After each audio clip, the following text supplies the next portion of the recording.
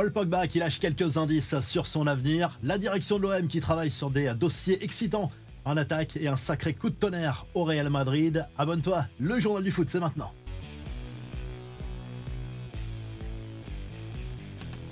Paul Pogba cherche un gros projet, ça va forcément intéresser les supporters de l'OM qui espèrent le voir rejoindre la cité phocéenne l'été prochain après sa suspension pour dopage. Il a déjà fermé quelques portes comme la Russie et très probablement d'autres destinations hors d'Europe. Pourquoi ?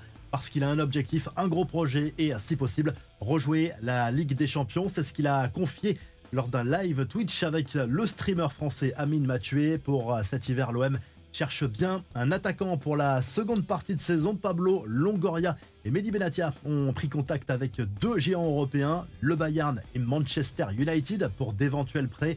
Les cibles se nomment Mathys Tel et Marcus Rashford selon l'équipe. Pour l'anglais, la presse catalane assure qu'il y a un accord pour rejoindre le Barça, mais ça coince financièrement.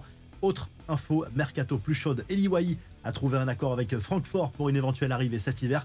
Négociation en cours désormais entre l'OM et le club allemand pour un éventuel transfert. La direction veut récupérer les 25 millions d'euros investis l'été dernier. Nouvelle étape dans le conflit Mbappé-PSG. On parle ici des fameux salaires et primes non payés avant le départ du joueur pour le Real Madrid. 55 millions d'euros au total. Le club parisien continue de jouer la montre et s'attache à rester dans les clous des règlements européens. Le champion de France a déclaré auprès de l'UEFA ce fameux contentieux financier. C'était obligatoire pour rester en règle avec l'instance. Le jeu de poker menteur continue. Mbappé qui manque en tout cas à certains de ses coéquipiers au PSG, c'est indéniable.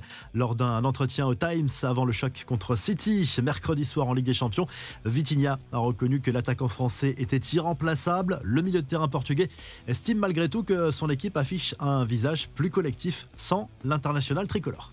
Coup de tonnerre au Real Madrid, selon plusieurs médias espagnols, Carlo Ancelotti pourrait claquer la porte en fin de saison alors qu'il est sous contrat jusqu'en 2026. Visiblement, l'Italien a du mal à supporter les critiques du moment alors qu'il avait mené l'équipe merengue au sacre en Ligue des Champions la saison dernière.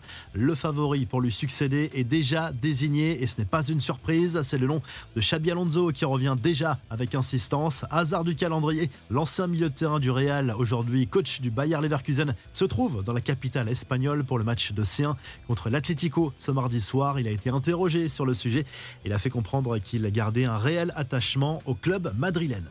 Les autres infos à retenir dans ce journal du foot, le programme complet de la Ligue des Champions. Ce mardi soir, Monaco reçoit Aston Villa à Louis II à 18h45. Lille joue à Anfield sur la mythique pelouse d'Anfield Road face à Liverpool. Le Barça est en déplacement à Lisbonne pour défier Benfica. Belle affiche aussi entre l'Atlético de Griezmann et Leverkusen.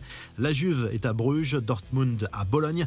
Attention danger pour Pierre Sage, la direction de l'Olympique lyonnais n'a pas apprécié l'humiliation en Coupe de France et pourrait se séparé de son coach si la situation sportive se dégrade encore. Premier contact en tout cas déjà établi avec Paolo Fonseca, viré par l'AC Milan il y a quelques semaines.